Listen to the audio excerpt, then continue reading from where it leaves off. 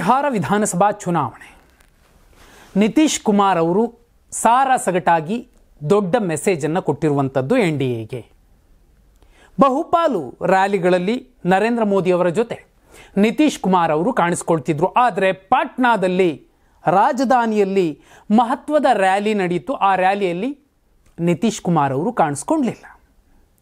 ಬಹುದೊಡ್ಡ ಸಂದೇಶ. 2 ದಿನಕ್ಕೆ ಮುಂಚೆ, ಅಂದರೆ ಪಾಟ್ನಾ ರ್ಯಾಲಿಗೂ ಮುಂಚೆ NDA ತನ್ನ ಪ್ರಣಾಳಿಕೆಯನ್ನು ಬಿಡುಗಡೆ ಮಾಡುತ್ತೆ.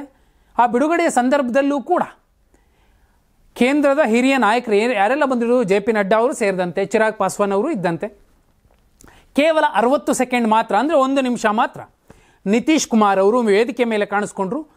ನಡ್ಡಾ ಅವರು ಖುದ್ದಾಗಿ ವಿನಂತಿಸಿದ್ರು ನೀವಿರಬೇಕು ಅಂತ. ಆದರೆ ಅವರು ಇರಲಿಲ್ಲ, ವೇದಿಕೆಯಿಂದ ಇಳಿದು ಕೆಳಗೆ ಬಂದರು. 2 ಮೆಸೇಜ್.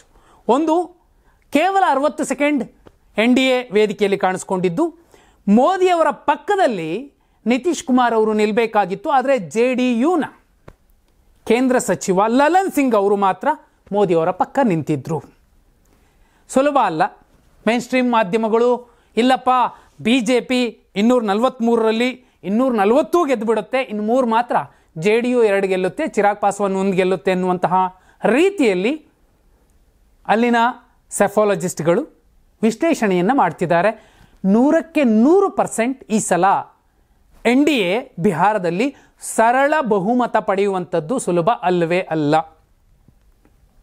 ಇದೆಲ್ಲ ಒಂದು ಕಡೆ ಆದರೆ, ಮತ್ತೊಂದು ಕಡೆ ಇದೇ ಮಹಾಗಠಬಂಧನ್ ಪ್ರಣಾಳಿಕೆ ಬಿಡುಗಡೆ ಮಾಡುವಾಗಿರಬಹುದು, ಮುಖ್ಯಮಂತ್ರಿ ಅಭ್ಯರ್ಥಿ ಘೋಷಣೆ ಮಾಡುವಾಗಿರಬಹುದು, ಒಟ್ಟಿಗೆ ಕೂತಿದ್ರು, ಒಂದೇ ಮೆಸೇಜ್ ಕೊಟ್ಟರು, ಅದು ನಾವು ಒಗ್ಗಟ್ಟಾಗಿದ್ದೀವಿ ಅಂತ. ಆದಾಗ್ಯೂ RJD ಮತ್ತು ನಿತೀಶ್ ಕುಮಾರ್ JDU ಮಧ್ಯೆ ದೊಡ್ಡ ವ್ಯತ್ಯಾಸಗಳೇನೂ ಇಲ್ಲ. ಗುಜರಾತಿ ಲಾಬಿ ಒಂದು ಕಡೆ ನಡೀತಿದ್ರೆ, ಮತ್ತೊಂದು ಕಡೆ ನಿತೀಶ್ ಕುಮಾರ್ ಅವರು ಸುದೀರ್ಘ 20 ವರ್ಷಗಳ ಕಾಲ ಮುಖ್ಯಮಂತ್ರಿಯಲ್ಲಿ ಗಾದಿಯಲ್ಲಿ ಕೂತವರು ತಮ್ಮ ಮುತ್ಸದಿತನ ಎಂಥದ್ದು ಅನ್ನುವಂತಹ ಮೆಸೇಜನ್ನು ಕೊಡ್ತಿದ್ದಾರೆ.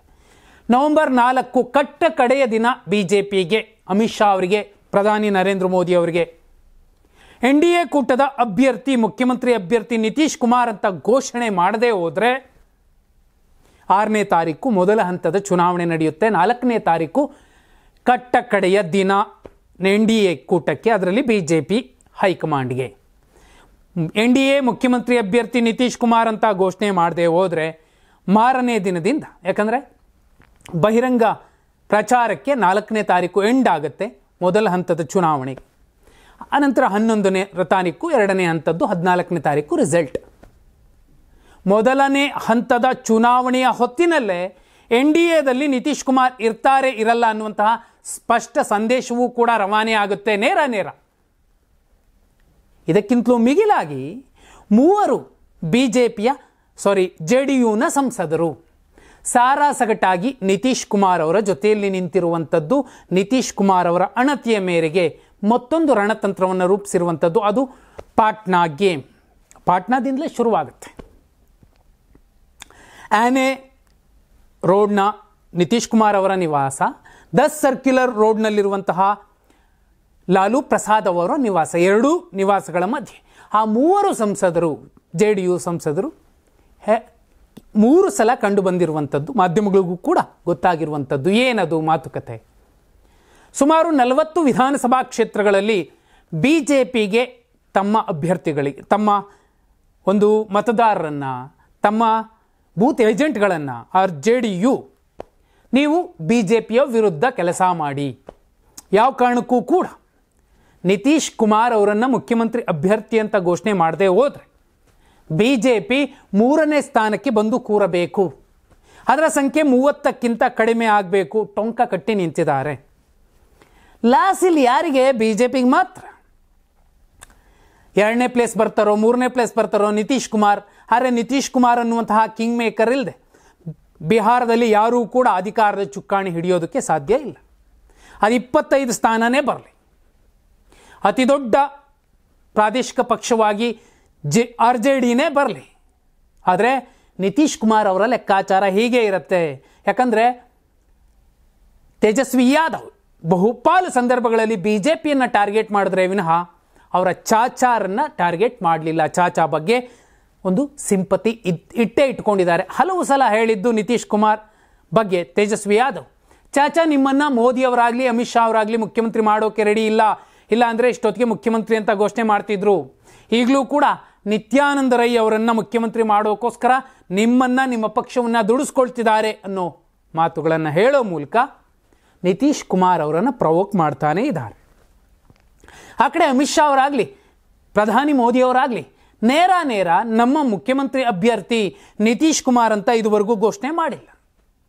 ನಿತೀಶ್ ಕುಮಾರ್ ಅವರನ್ನು ಹಿಡಿಯೋಕ್ಕೂ ಮುಂಚೆ LJP ಚಿರಾಗ್ ಪಾಸ್ವಾನ್ ಅವರನ್ನು ಇಟ್ಟುಕೊಂಡು BJP ಬಿಹಾರದಲ್ಲಿ ತನ್ನ ಬಂಡವಾಳದ ಬೇಳೆಯನ್ನು ಬೇಯಿಸಿಕೊಂಡಿತ್ತು. ಇದೀಗ JDU ಪಕ್ಷವನ್ನು ಕೂಡ ಅದೇ ರೀತಿ ಬೇಯಿಸಿಕೊಂಡು ಒಂದು ಪ್ರಾದೇಶಿಕ ಪಕ್ಷ LJP ಕತೆ ಮುಗಿಸಿದ್ರು ಕಳೆದ ವಿಧಾನಸಭಾ ಚುನಾವಣೆಯಲ್ಲಿ 2020ರಲ್ಲಿ.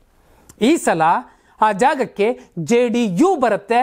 ನಿತೀಶ್ ಕುಮಾರ್ ಅವರು ಹೇಳ ಹೆಸರಿಲ್ಲದೆ ಹೋಗ್ತಾರೆ ಅನ್ನುವ ಮೆಸೇಜ್ ಕೊಟ್ಟ ಮೇಲೇನೆ ಇತ್ತೀಚೆಗೆ JDU ತನ್ನ ಸೋಷಿಯಲ್ ಮೀಡಿಯಾದಲ್ಲಿ 13 ದಿನ ಬಾಕಿ ಇದೆ, ನಿತೀಶ್ ಕುಮಾರ್ ಮುಖ್ಯಮಂತ್ರಿ.